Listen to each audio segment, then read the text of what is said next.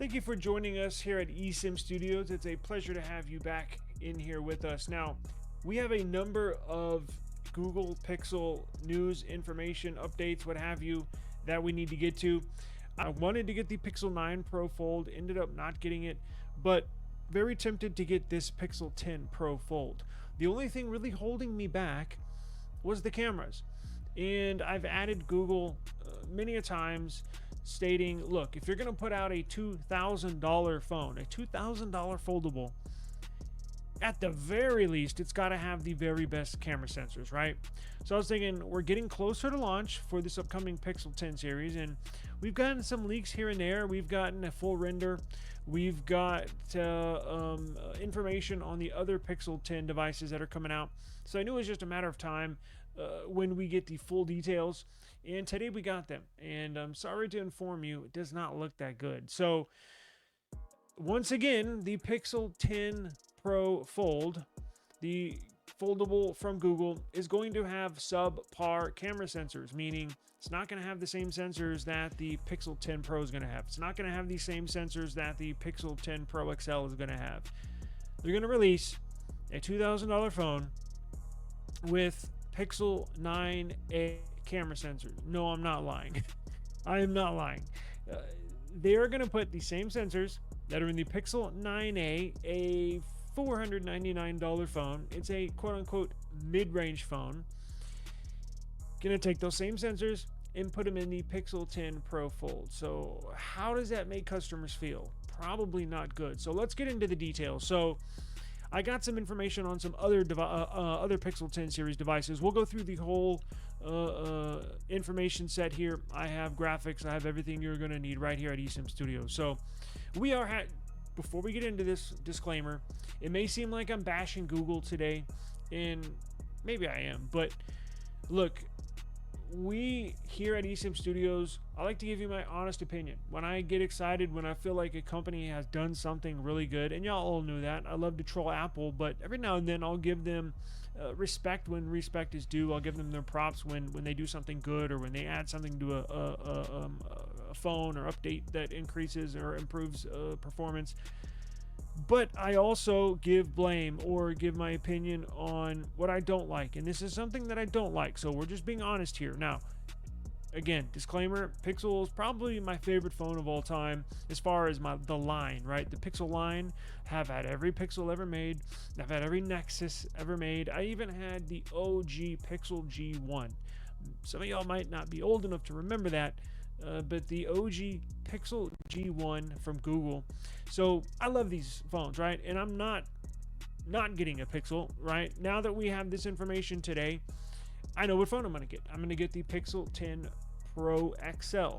So I'm going to present this to you, and then you can decide what you want to get. Now, the upcoming Pixel 10 base model will feature a decent camera upgrade with the inclusion of a telephoto lens for the very first time, a feature previously exclusive to Pro models only. However, this improvement comes at the cost of downgraded main sensors and ultra-wide sensors in the Pixel 10, using components from, you guessed it, the Pixel 9a. Now those sensors are the model number Samsung GN8 and Sony IMX712 sensors respectively. So the main sensor on the Pixel 10 is getting the Samsung GN8, and the ultra wide is getting the Sony IMX712. Now this will result in potentially lower performance, especially in low light conditions, which means might want to skip the Pixel 10 and go with the Pixel 10 Pro, right? So one good thing is that the Pixel 10 Pro and Pixel 10 Pro XL are going to be the absolute best camera phones you can buy. So that's kind of what we're doing here today. Look, and if you want to get the Pixel 10, then get it, right? I don't care. If you like your phone, I love it, right? If you love it, I love it. And so it's all good. I'm just saying, in my personal opinion, I'm skipping the 10. I'm skipping the 10 Pro Fold. And the phones to get are either the Pro or the Pro XL, because in contrast, the Pixel 10 Pro and Pro XL models, they retain the same camera setup as the predecessors. And that's a good thing because they're, I guess, technically number 2 best camera phones in the world. And it'll have even better CPU, GPU. Google's coming out with their own ISP. It's going to be having improved NPU. So same sensors, but you will get better photo quality because of all the background photography, Google Magic working in the background on those photos. So again, Pixel 10 Pro and Pro XL will retain the same camera setup as the previous generation.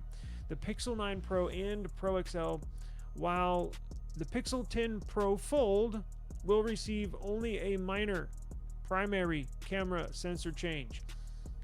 The Pixel 10, I know we're going back and forth, hang in there with me. The Pixel 10, the base model, new telephoto lens, is an 11 megapixel Samsung. It was previously seen in the Pixel 9 Pro Fold. So they're kind of doing some switching around here. For what reason, I have no idea. I've reached out to Google. Who knows if they're going to respond. Just basically getting some clarification because, as we mentioned, the Pixel 10 Pro Fold is getting the Pixel 9a sensors. The Pixel 10, the base model, is getting the 11 megapixel Samsung previously seen in the Pixel 9 Pro Fold. Again, going into the Pixel 10. So weird changes, but I have graphics and everything for you, so it won't be too confusing, hopefully. This strategic differentiation between the base model and Pro models, with the Pixel 10 essentially being a Pixel 9a with a telephoto sensor, may make some Pixel 10 users and or potential buyers less appealing when compared to the Pixel 9a for some users, especially considering the price difference, right? You're looking at the Pixel 9a coming in at $499 and the Pixel 10 coming in at what are they brand new, like $799? Noticeable price difference. So the upcoming Google Pixel 10 series is a notable for significant camera upgrades in the base model. The Pixel 10, which will feature a telephoto lens for the very first time. However, this edition comes at the expense of downgrading the main and ultra-wide camera sensors to components previously found or currently found in the Pixel 9a, which raises some concerns about overall camera performance. I'll be the first one to tell you I have major concerns. Now, not saying that it's not going to take I'm not saying it's going to take bad photos by any means. It's a Pixel. Of course it's going to take good photos. But when you carry the name Pixel, you think of the very best photos, and I'm just not sure we can say that. But time will tell. We will have to see. The primary sensor in the Pixel 10 has been replaced with a smaller Samsung GN8 sensor, while the ultra-wide lens is now a Sony IMX712, both of which are less capable than their predecessors, the previous models.